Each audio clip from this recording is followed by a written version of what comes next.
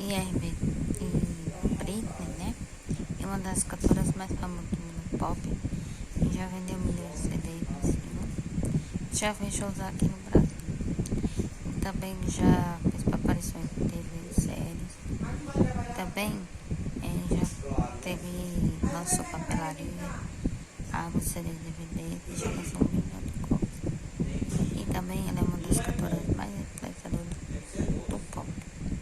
Para isso, espero que tenham gostado do vídeo.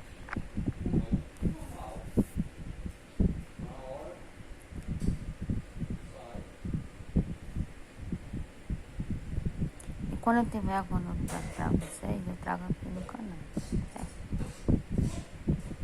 Não sei se vai chegar o DVD Time Out em português. Aí eu mostro para vocês.